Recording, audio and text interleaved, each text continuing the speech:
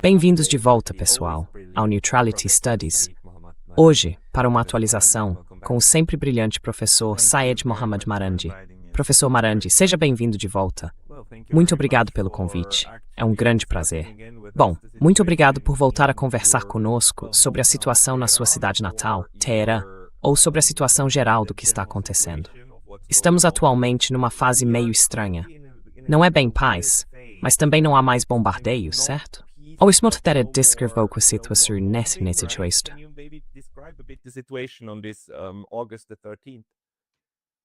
Yes, for the time being at least. Sim, pelo menos por enquanto. Com licença. Pelo menos por enquanto, é isso que está acontecendo. Há, é claro, um cerco em curso. Os americanos bloquearam todos os portos iranianos, o que por si só é um ato de guerra. Mas não há bombardeios, e a vida segue normal em Teherã e em todo o país. Se você vier a Teherã e andar pelas ruas, ou pegar um ônibus, um táxi ou o metrô, tudo vai parecer muito normal. Provavelmente você não verá prédios destruídos, porque Teherã é enorme. E, de qualquer forma, a maioria desses prédios já foi demolida e está sendo reconstruída. Então, provavelmente você não os veria de todo modo. Mas, embora os negócios estejam funcionando, os restaurantes estejam cheios e as lojas cheias de pessoas fazendo compras, se você perguntar aos donos de lojas ou empresários, eu suponho que a maioria diria que os negócios não estão muito bons. Business is not very good. Inflation is pretty high. A inflação está bastante alta, e a situação econômica é mais difícil do que era 6 meses atrás, por razões óbvias. Uma delas é o cerco, as sanções, é claro, que o Ocidente coletivo impõe ao Irã há muitos anos. E também o fato de que os Estados Unidos e o regime israelense bombardearam infraestruturas críticas. Eles bombardearam a indústria siderúrgica do Irã. Bombardearam instalações petroquímicas, bombardearam as instalações de produção de gás natural do Irã. E, é claro, bombardearam casas e blocos de apartamentos. E derrubaram muitos prédios residenciais. Digamos que, a uns 15 ou 20 minutos de caminhada daqui, há um prédio de apartamentos que foi completamente destruído em um ataque aéreo. Eles destruíram o prédio inteiro, suponho que procurando uma pessoa.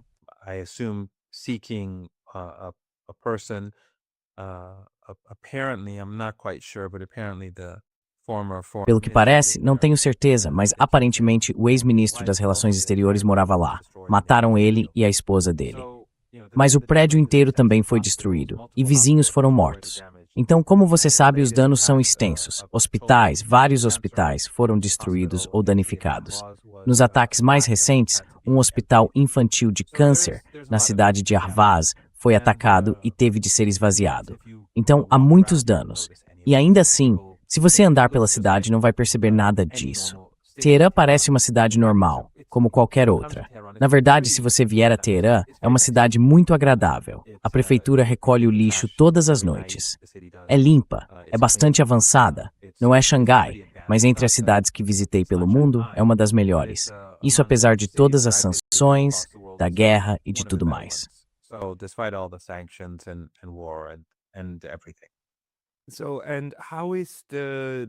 Então, como a situação está evoluindo agora com o mundo não ocidental? Por exemplo, as relações comerciais com a China e a relação com a Rússia, agora que o Irã resistiu a meio ano dessa guerra. E como você colocou, os Estados Unidos parecem acreditar que hoje é possível colocar um país inteiro sob cerco com um bloqueio naval. Mas é claro, existem laços comerciais. E vimos que os americanos também vêm tentando destruir suas rotas de comércio por terra, com suas ferrovias e sua infraestrutura rodoviária. Eles parecem ter a ideia de que, se conseguirem estrangular por tempo suficiente e com força suficiente, no fim, o Irã vai ceder e quebrar. Para mim, parece que eles agora estão se preparando para uma guerra longa, um cerco prolongado. Como isso está evoluindo? E o Irã consegue manter suas relações comerciais com o mundo não ocidental?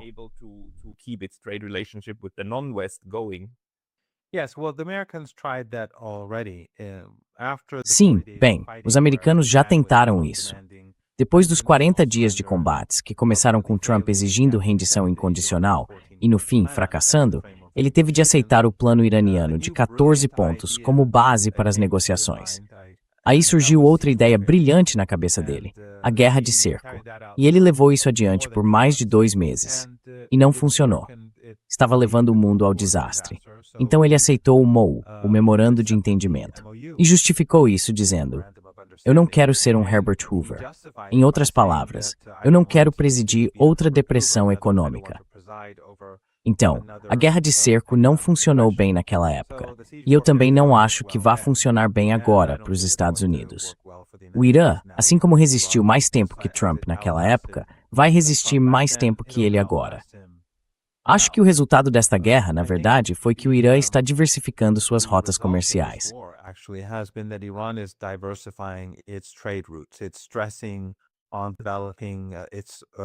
Está dando ênfase ao desenvolvimento de suas rotas para a Ásia Central e para a China. Em outras palavras, o Irã está valorizando ainda mais do que antes a iniciativa Cinturão e Rota.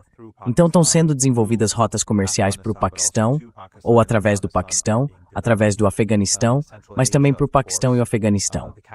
Há também a Ásia Central, claro, o Mar Cáspio, o Cáucaso e, naturalmente, a Turquia e o Iraque. Portanto, o Irã tem muitas rotas terrestres que pode usar e agora está tentando desenvolvê-las ainda mais e o mais rápido possível para compensar os problemas. É claro que os problemas vão continuar existindo e vão pesar, mas o Irã vem lidando, como eu disse antes, há muitos anos, com sanções de pressão máxima impostas pelo Ocidente. Houve longos períodos em que o Irã, na prática, não conseguia exportar petróleo. Então, não é como se esta fosse uma situação totalmente sem precedentes.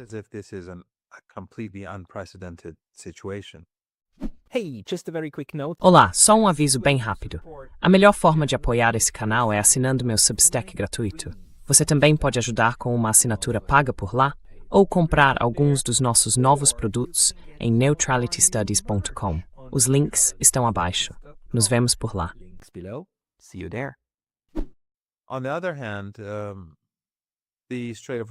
Por outro lado, o Estreito de Hormuz está, em grande parte, fechado.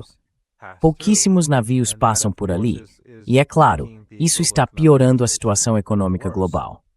Aquilo que preocupava Trump da última vez, quando ele assinou o Memorando de Entendimento, é o que deveria preocupá-lo, e provavelmente o preocupa hoje também. Portanto, não só a escassez de petróleo bruto está aumentando, especialmente agora que a Arábia Saudita provocou o Iêmen e iniciou uma guerra com o Iêmen, como o Iêmen também está impondo um cerco à Arábia Saudita, porque os sauditas impõem um cerco ao Iêmen há muitos anos. Agora, o Iêmen está retribuindo. Então, o Estreito de Bab el-Mandeb está fechado para o petróleo saudita. Assim, as instalações de petróleo e os navios-tanques sauditas estão sendo alvo do Iêmen.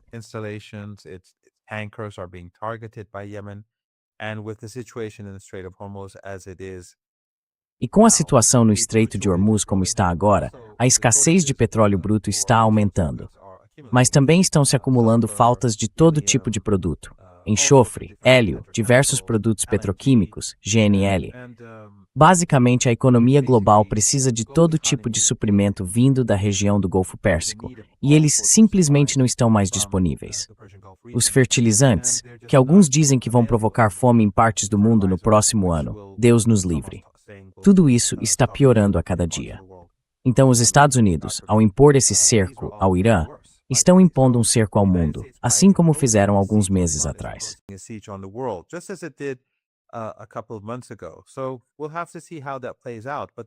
Então, vamos ter que ver como isso vai se desenrolar.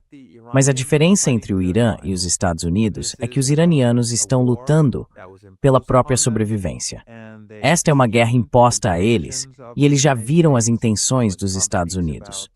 Quando Trump fala em exterminar a nação iraniana, os iranianos olham e veem o que o regime israelense e os americanos estão fazendo em Gaza, como estão exterminando os palestinos.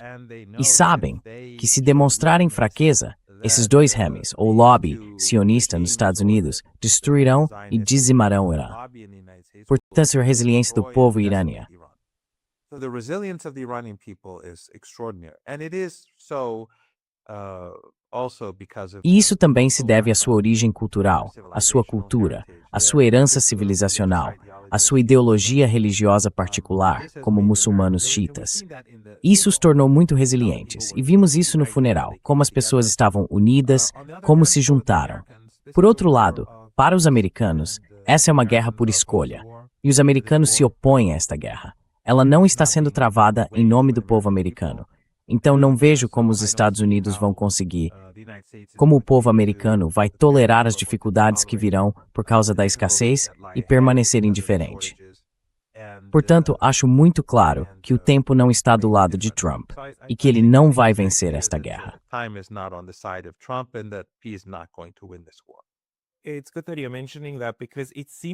É bom você mencionar isso, porque me parece que neste momento os Estados Unidos estão caminhando para... Bem, o cerco parece estar se direcionando para uma guerra longa, porque o choque e pavor definitivamente fracassou. A mudança de regime, uma mudança rápida, fracassou. Até a ideia de, digamos, reavivar a guerra fracassou. No entanto, a situação, como está no momento, não impede os Estados Unidos de fazerem esporadicamente outra campanha de bombardeios ou algo do tipo. Não impede os Estados Unidos de ameaçarem uma invasão e realizarem mobilizações esporádicas de tropas. E não impede os Estados Unidos de tentarem causar o máximo possível de prejuízo econômico ao Irã. E se olharmos para isso, começa a se parecer com a forma como eles lidaram com Assad na Síria.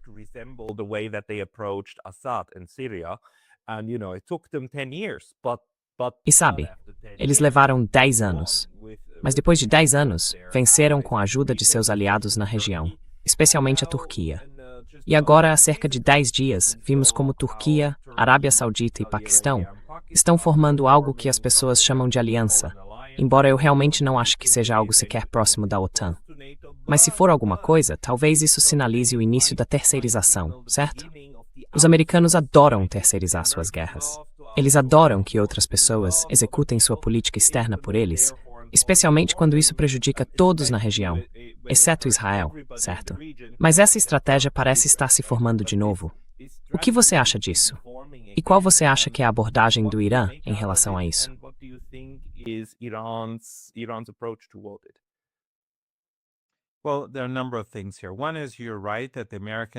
Bem, há várias questões aqui.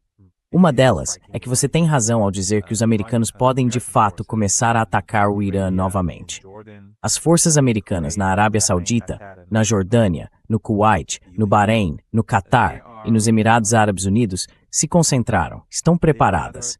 E os iranianos perceberam que nas últimas semanas os Estados Unidos ficaram mais preparados para algum tipo de operação, algum tipo de guerra contra o Irã. E alguns acreditam que isso poderia durar entre 10 dias e 2 semanas. Não está claro. Isso não quer dizer que vai acontecer. Mas a forma como organizaram suas forças nesses países, e é claro, seus recursos navais, parece indicar que estão preparados para algo que pode durar 10 dias ou 2 semanas. Agora, os americanos, como lemos e ouvimos, têm enormes carências. E isso, se for verdade, é bastante intrigante. Porque se lançarem uma guerra contra o Irã, os iranianos não têm essas carências. Em Quetzes, os iranianos estão produzindo mísseis e drones em suas fábricas subterrâneas, e as bases subterrâneas por todo o país estão se expandindo. Então, o Irã está preparado para realizar intensos ataques com mísseis por um período muito longo. E se os americanos ficarem sem defesas aéreas, se elas se esgotarem, os iranianos continuarão disparando. Por isso, alguns acreditam que talvez os Estados Unidos não realizem um ataque, porque é isso que eles temem. Mas, mesmo que os americanos não tivessem essas limitações, na minha opinião, uma guerra contra o Irã seria uma estupidez. Porque durante a guerra de 48 dias, eles não pareciam particularmente preocupados, ao menos publicamente, com a escassez. Mas no fim, fracassaram.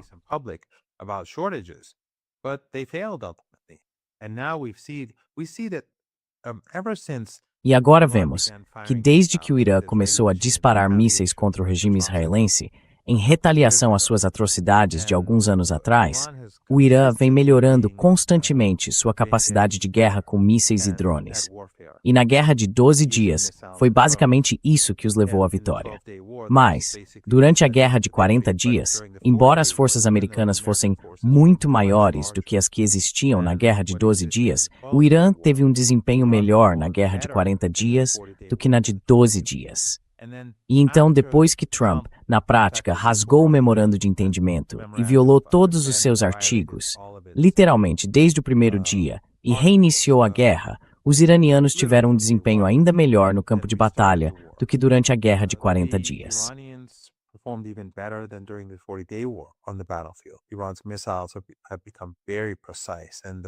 Os mísseis do Irã se tornaram muito precisos, e os drones e os mísseis causaram devastação em toda a região durante aqueles 13 dias.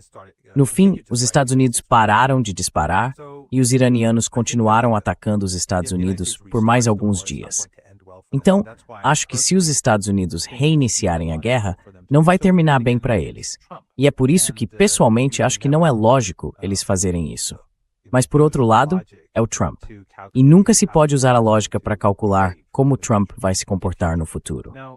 Agora, com relação à terceirização, os Estados Unidos têm ficado muito calados sobre esse acordo entre a Arábia Saudita, Paquistão e Turquia.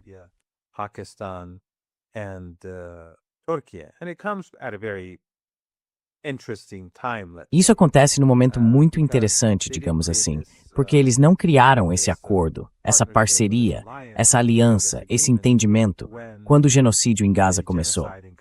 Nem começaram isso quando Israel estava invadindo e tomando partes do sul da Síria ou do sul do Líbano, ou quando os Estados Unidos estavam travando guerra contra o Iêmen, ou quando os sauditas ajudavam os Estados Unidos e os israelenses a travar guerra contra o Irã, porque aviões-tanque americanos partiam da Arábia Saudita para reabastecer caças israelenses e americanos. Então os sauditas estavam auxiliando tanto os israelenses quanto os americanos contra o Irã, e continuam fazendo isso neste exato momento. Então não foi por causa disso.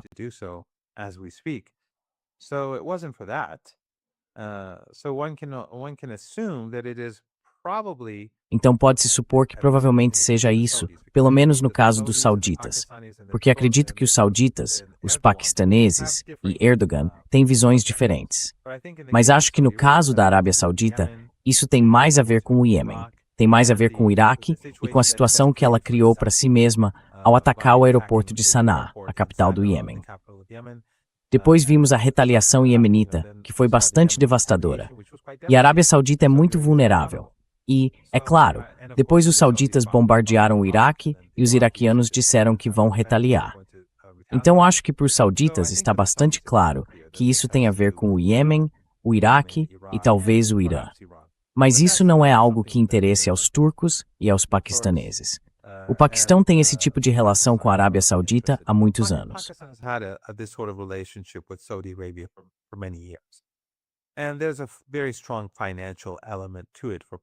E há um elemento financeiro muito forte nisso para o Paquistão.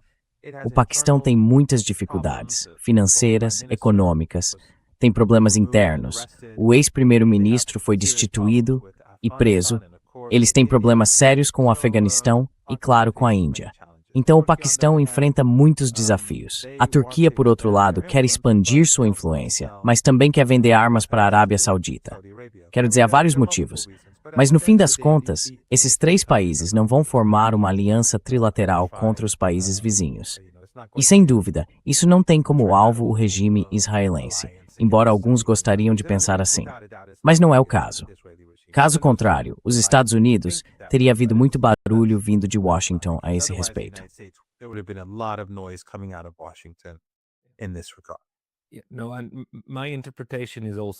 Não.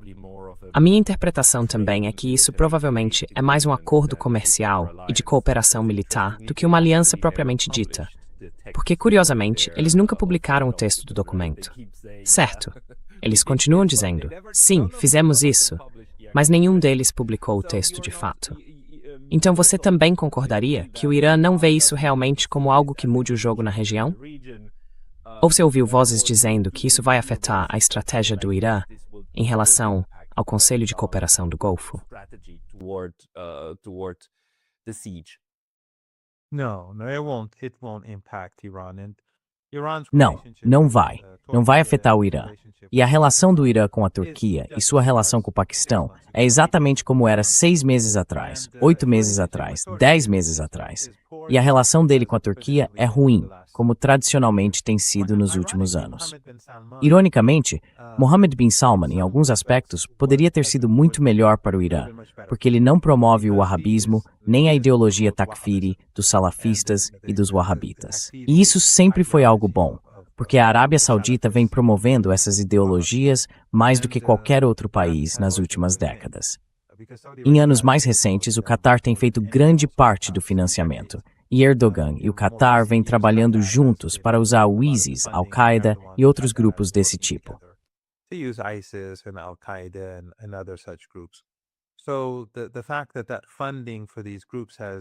Então, o fato de o financiamento desses grupos ter diminuído na Arábia Saudita foi algo positivo. Mas o problema com Mohammed bin Salman é que ele é meio parecido com Trump. E vocês sabem, lembramos que ele agrediu, puniu fisicamente o ex-primeiro-ministro libanês Hariri e o manteve meio que como refém na Arábia Saudita por um tempo, enquanto ele ainda era primeiro-ministro do Líbano. O que ele fez com Jamal Khashoggi foi bastante revoltante. A forma como ele foi morto, o lugar onde foi morto. E a guerra genocida no Iêmen. Os sauditas deixaram o país passar fome. Fizeram o que os israelenses fariam em Gaza, bombardear casamentos, ônibus escolares e funerais.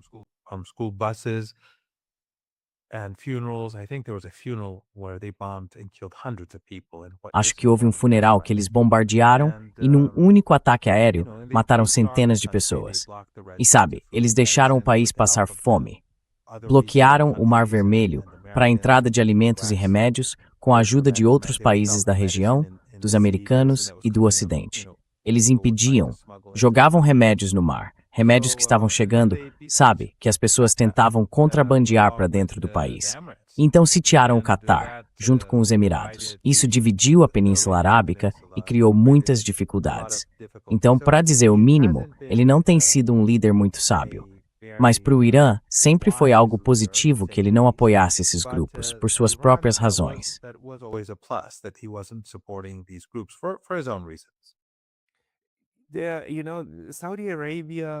Sabe, a Arábia Saudita e Bin Salman talvez não estejam tão firmemente no comando quanto parece. Afinal, ele tem cerca de 2.000 familiares, que também seriam, de certa forma, potencialmente elegíveis para o cargo dele.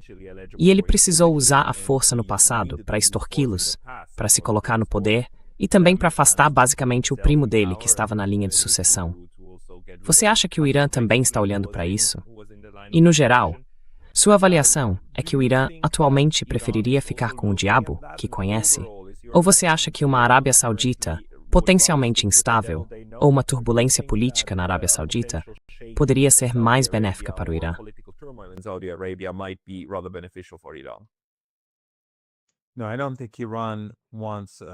Não, eu não acho que o Irã queira uma Arábia Saudita instável, porque aí você pode ver esses mesmos wahhabis e takfiris chegarem ao poder. Mas a Arábia Saudita está em muitos apuros. Em primeiro lugar, a Arábia Saudita não é como o Catar e os Emirados. Esses dois não são países de verdade. O Catar tem uma população de 350 mil pessoas. Os Emirados têm uma população de 1 milhão. Os estrangeiros ou não cidadãos que têm trabalhado nesses países, não sei quais são os números agora, depois da guerra, são muito mais numerosos. Havia, sabe, acho que talvez quase 10 milhões de estrangeiros nos Emirados, ou não emiradenses, trabalhando lá até antes da guerra.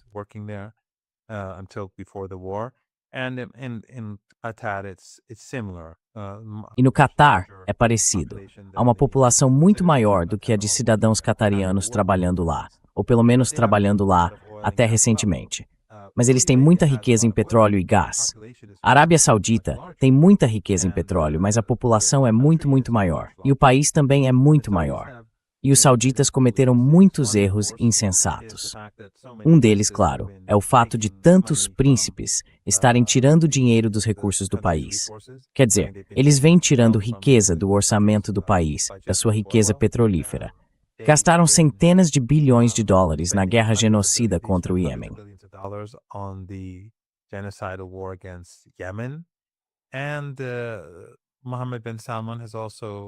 E Mohammed bin Salman também investiu muito dinheiro nesses megaprojetos que não vêm dando certo.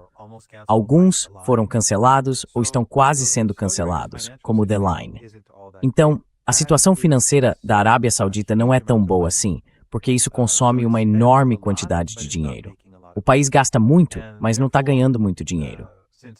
E como gastou grande parte de sua riqueza lutando guerras e fazendo as coisas que expliquei, no matter o Seph small, se esse blum no member no state or meest mus, continuar por mint. It's essentially a instabilidade interna. It could lead to instability at home, especially as you said, there are so many family members. Especialmente porque, como você disse, há muitos membros da família que provavelmente estão insatisfeitos, sobretudo com a forma como ele tratou familiares no começo de seu governo, prendendo-os no REITs, espancando-os e tomando suas riquezas. Mas o Irã não quer instabilidade na Arábia Saudita. A Arábia Saudita é um país que, se desintegrar, pode se tornar como a Líbia, porque não é como o Iêmen, nem como o Egito ou o Iraque, que são civilizações. São civilizações antigas. A Arábia Saudita é uma construção. Então, se houver instabilidade, quer dizer, o país leva o nome de uma família. Portanto, se começar a se desintegrar, a situação pode piorar muito rapidamente. E pode ser muito grave.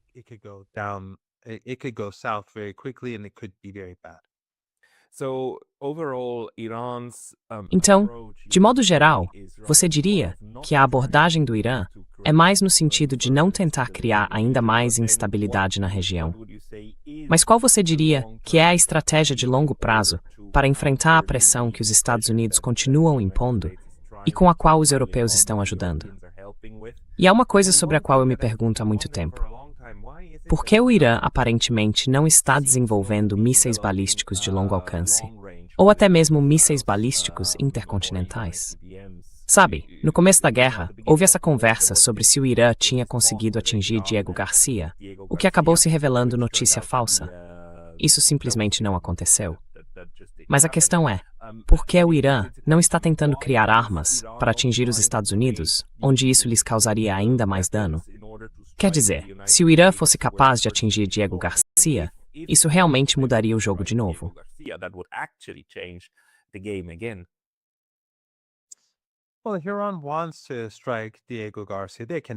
Bem, se o Irã quiser atacar Diego Garcia, pode fazer isso. Tem capacidade tecnológica para desenvolver mísseis capazes de atingir o local, embora aquilo fosse uma notícia falsa, como você corretamente apontou. Acho que o Irã sente que suas capacidades são adequadas para se proteger. E nós vimos isso. Ele derrotou a superpotência mundial. É um acontecimento sem precedentes, uma derrota para os Estados Unidos. Robert Kagan disse que foi a pior derrota de todos os tempos, e isso foi antes de os Estados Unidos voltarem à guerra após o memorando de entendimento, tornando as coisas ainda piores para si mesmos. E a guerra ainda está em andamento. Então, acho que as capacidades do Irã são bastante adequadas. E sei que os iranianos não estavam desenvolvendo mísseis de maior alcance porque não queriam aumentar as tensões.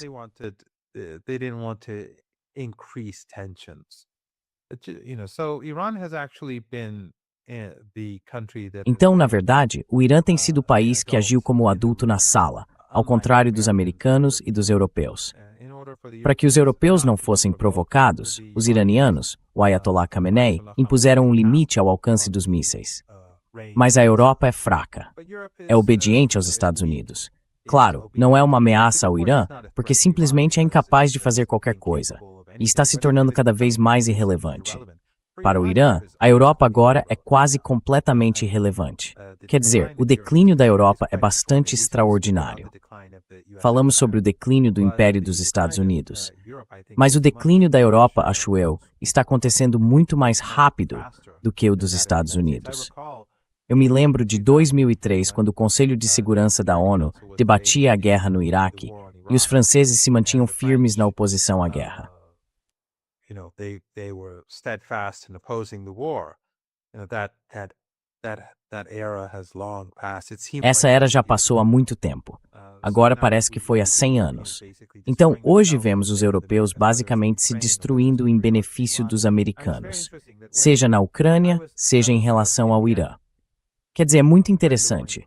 Quando eu estava em Viena, no começo da guerra na Ucrânia, eu fazia parte da equipe de negociações nucleares. Eu era assessor de imprensa, assim como fui quando o JCPOA foi assinado. E eu conversava todos os dias com intelectuais, jornalistas e elites europeias. Eles pediam para me ver, a gente ia tomar um café ou caminhava junto, conversava, e eu dizia, olhem, vocês precisam da energia iraniana. Essa guerra na Ucrânia vai durar muito tempo, então vocês precisam chegar a um acordo.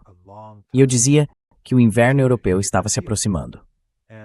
I said that a European winter is approaching. Without Russian energy, you're not competitive. Sem energia russa, vocês não são competitivos. Eu disse isso a alguns jornalistas muito conhecidos e a veículos de imprensa muito conhecidos. E quase todos, não posso dizer todos, não me lembro de ninguém que tenha dito algo diferente, mas por precaução, vou dizer quase todos eles. Disseram, não, claro que não. A Rússia vai perder esta guerra em questão de semanas e o presidente Putin, ou eles diziam Putin, vai cair. E eu dizia a eles, sabe, vocês não conseguiram derrubar Cuba. Naquela época ainda não tinham derrubado a Venezuela nem a Síria. Então eu disse, vocês não conseguiram derrubar a Síria, a Venezuela ou Cuba. Como vão fazer isso com a Rússia? E eles estavam confiantes. Bem, agora não conseguiram. Então no fim das contas não conseguiram.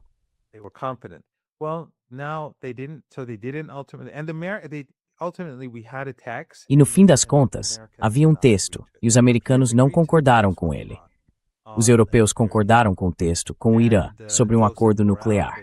E Joseph Borrell, o chefe da política externa, disse que as exigências iranianas eram razoáveis e que esperava-se os americanos aceitariam. E não aceitaram. Então, os americanos destruíram sua relação com a Rússia e impediram a possibilidade de usar energia iraniana. E veja a Europa hoje. Mas, de qualquer forma, o Irã, para impedir que a relação com os países europeus se deteriorasse ainda mais, impôs um limite ao alcance. Mas esse alcance é suficiente para as necessidades do Irã, porque as necessidades do Irã são retaliar contra os Estados Unidos em toda a região. O que o Irã quer é que os Estados Unidos saiam, que as bases americanas deixem a região, sejam evacuadas.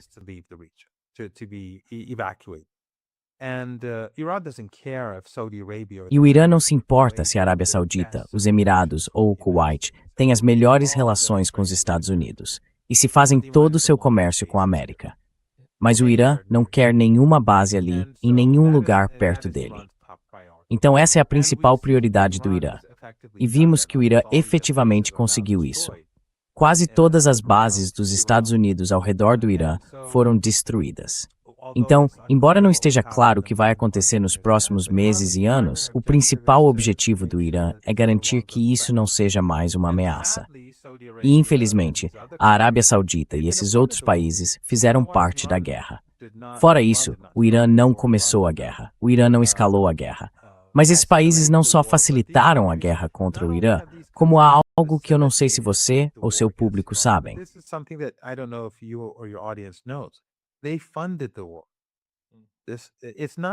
Eles financiaram a guerra. Não é como se os Estados Unidos tivessem ido lá e alugado essas bases. Essas bases que eles têm nesses países são todas, não sei quanto a Jordânia. A Jordânia não tem muita coisa. Mas em todos esses países do Golfo Pérsico, essas bases não estão lá de graça. Os países anfitriões pagam as despesas dessas bases. E durante a guerra, as despesas aumentaram. Então a Arábia Saudita tem pago aos Estados Unidos para ajudá-los a matar iranianos. Não apenas facilitando, não apenas servindo de base aérea para os Estados Unidos, para que aviões americanos e israelenses pudessem ser reabastecidos e bombardear o Irã. Os sauditas também têm fornecido combustível de aviação e ajudado com outras despesas.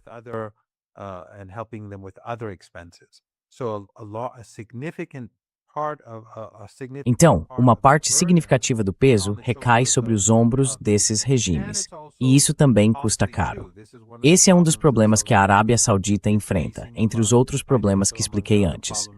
Portanto, o Irã não tem problema com nenhum desses países. Lembrem-se, quando Saddam Hussein invadiu o Irã, a mando dos Estados Unidos, a União Soviética também o apoiou, mas o Ocidente o apoiou.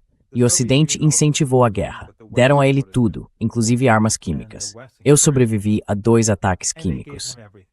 Pois bem, esses mesmos regimes árabes que agora ajudam os Estados Unidos a atacar o Irã, deram a Saddam Hussein centenas de bilhões de dólares, especialmente os sauditas.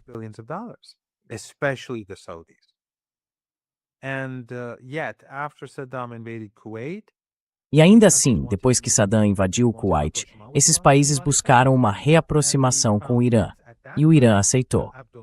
E o príncipe herdeiro da época, Abdullah, foi a Teherã. Ele se encontrou com o presidente e com o líder daquele momento. Participou de uma conferência islâmica de chefes de Estado de países muçulmanos e a relação melhorou por muitos anos. Então o Irã os perdoou naquela época. E eu não acho que o Irã se recusaria a encerrar esse capítulo novamente, se eles mudarem de postura. Mas do jeito que as coisas estão, as tensões vão continuar.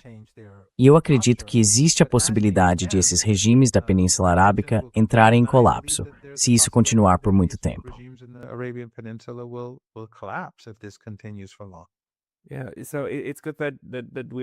É bom estarmos chegando a esse ponto, porque eu realmente gostaria de entender melhor essa questão. Porque, por um lado, me parece que o Irã tem uma concepção completamente diferente do que significa defesa e do que segurança realmente significa. Ele não está jogando o mesmo jogo de dissuasão dos americanos. Os Estados Unidos e a Europa acreditam que se criarem a capacidade de obliterar completamente todos os outros, sabe, destruição total, isso de alguma forma aumentará sua segurança. Parece que o Irã não segue por esse caminho. O Irã não. A estratégia não é ameaçar o máximo possível. Porque se fosse esse o caso, vocês já teriam armas nucleares e mísseis balísticos intercontinentais, e assim por diante. Então o Irã não está tentando jogar esse jogo. Estrategicamente, está tentando fazer algo diferente.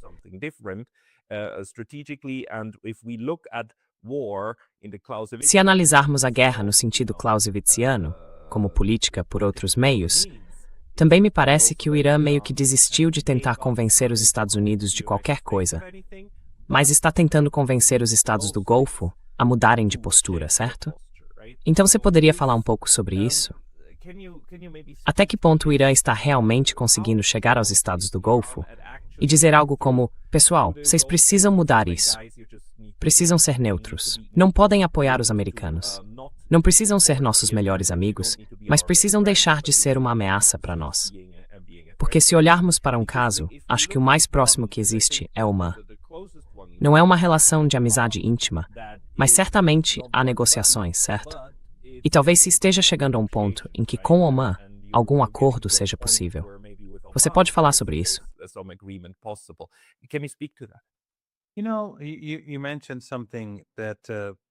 Sabe, você mencionou algo que me lembrou do que eu disse antes. Eu falei que há um lugar não muito longe de onde estou agora, a uns 15, 20 minutos de caminhada, um prédio de apartamentos que foi destruído porque queriam assassinar o ex-ministro das Relações Exteriores, Dr. Karazi, e a esposa dele. Eles assassinaram a esposa dele e os vizinhos. Mas o próprio Dr. Karazi disse, em mais de uma ocasião, que se o Irã quisesse desenvolver armas nucleares, teria feito isso muitos anos atrás. O Irã tem essa capacidade há muito, muito tempo. E hoje o Irã é muito mais desenvolvido tecnologicamente do que era 15, 20 anos.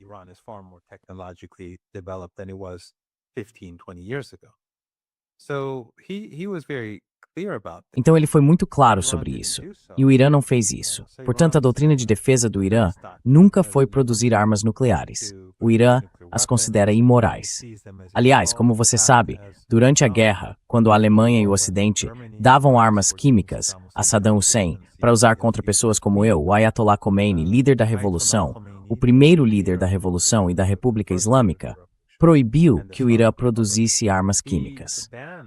O Ocidente também impediu o Irã de comprar máscaras de gás. Então o Irã era contra armas químicas naquela época, e o Irã é contra armas nucleares agora. Ainda assim, o Irã é a ameaça.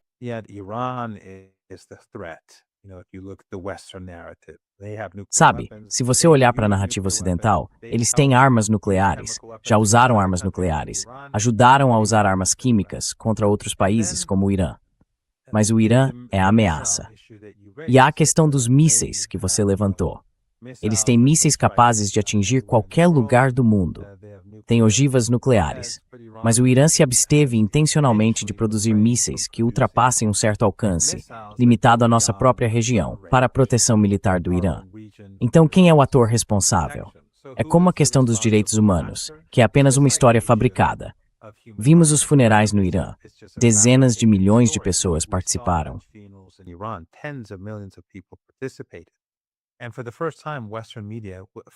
E pela primeira vez, a mídia ocidental não conseguiu minimizar os funerais, porque eles foram enormes em Teherã, Qom e Mashhad. E o Irã é uma sociedade muito, muito instruída, uma das mais instruídas do mundo. Então, por que as pessoas demonstrariam tanto apoio a um Estado que era terrível em direitos humanos? No entanto, o Ocidente, que finge apoiar os direitos humanos, é o mesmo que apoia o genocídio em Gaza.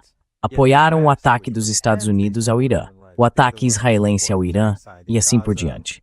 Quero dizer, a lista continua: Venezuela, o estrangulamento de Cuba, a guerra suja na Síria, a destruição da Líbia. Quero dizer, poderíamos continuar para sempre.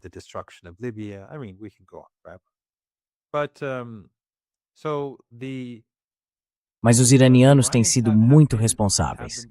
E também em relação aos seus vizinhos. Como eu disse, esses mesmos países ajudaram Saddam Hussein a matar iranianos. Mas no fim das contas, o Irã voltou a buscar uma reaproximação.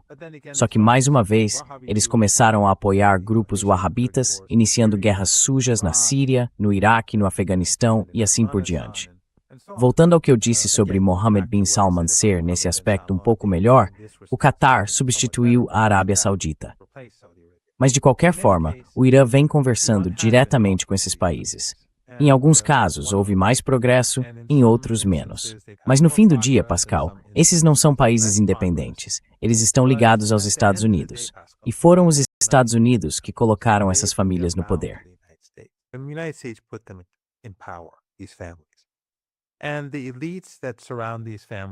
E as elites que cercam essas famílias, todas vão para o Ocidente nas férias. Vão para lá estudar, vão para lá, mandam suas famílias para lá. E muitas delas não têm dúvida de que as agências de inteligência ocidentais vêm monitorando-as de perto.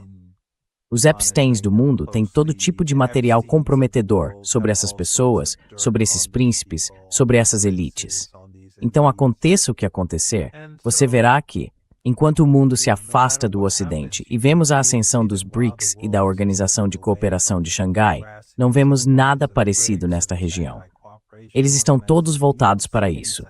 Embora, acho que para todos esses países, o principal parceiro comercial seja a China. Mas ainda assim, eles pegam seu dinheiro e o colocam em ações e títulos dos Estados Unidos.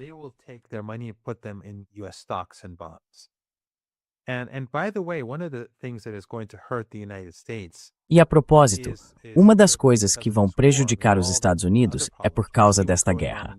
Quer dizer, além de todos os outros problemas. Vemos o que está acontecendo no seu país, o Japão, com a moeda e o possível efeito que isso terá sobre o mercado de títulos dos Estados Unidos. Mas, em grande medida, o mesmo vale para os países do Golfo Pérsico, porque esses países já não estão ganhando dinheiro e têm muitas despesas, consomem mais do que outros países. Então, vão ter de começar a tirar dinheiro dos Estados Unidos. Vão ter de começar a vender ações e títulos e usar o dinheiro que têm em suas contas nos Estados Unidos. E isso por si só terá um impacto sobre os Estados Unidos. Mas, de qualquer forma, os líderes e as elites deles estão ligados ao Ocidente. Portanto, tem pouquíssima margem de manobra.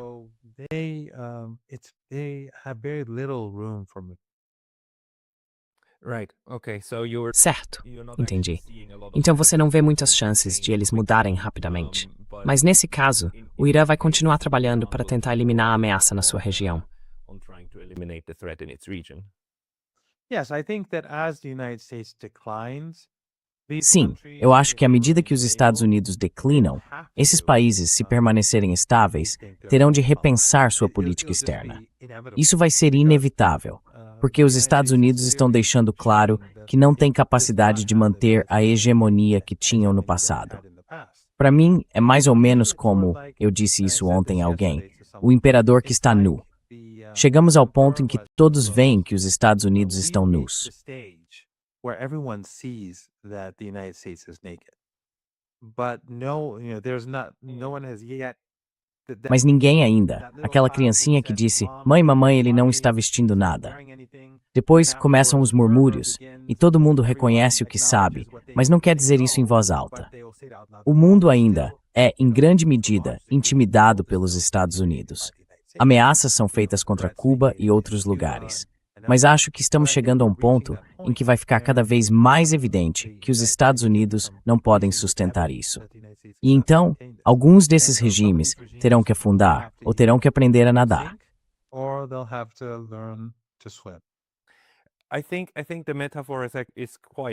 Acho que a metáfora é bastante adequada.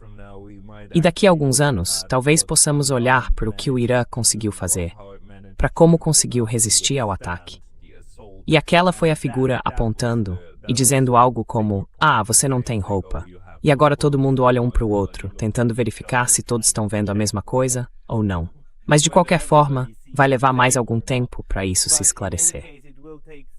E somos muito gratos por você continuar nos trazendo atualizações de Teherã. Então, se as pessoas quiserem acompanhar você e ler o que você escreve, onde devem procurar?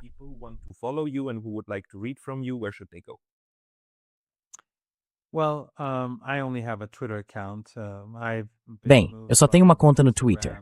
Fui removido do Instagram e do Facebook anos atrás por dizer coisas que eles acham que eu não deveria dizer. De novo, eu aconselharia seu público a simplesmente ler livros sobre o Irã. Going to Tehran, que eu já mencionei no seu programa antes. Resistance, de Alastair Crooke. Todos esses são bons livros sobre o programa nuclear. Manufactured Crisis, de Gareth Porter. São bons livros para ler.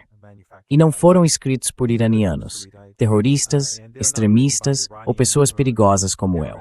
Então, quando as pessoas os leem, acho que Going to Tehran foi escrito por 2 ex-funcionários da Casa Branca e acadêmicos, Flint e Hillary Leverett.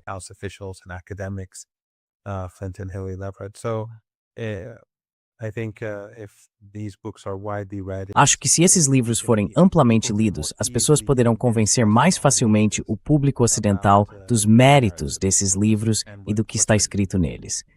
O Irã é, sabe, um país bonito, com um povo maravilhoso e muito digno. E o que eles fizeram acho que foi um grande serviço à humanidade nos últimos 5, 6 meses. Um grande serviço. E espero, depois da guerra, mais pessoas irão ao Irã e verão que é exatamente o oposto do que vem ouvindo na mídia ocidental nos últimos 47, 48 anos.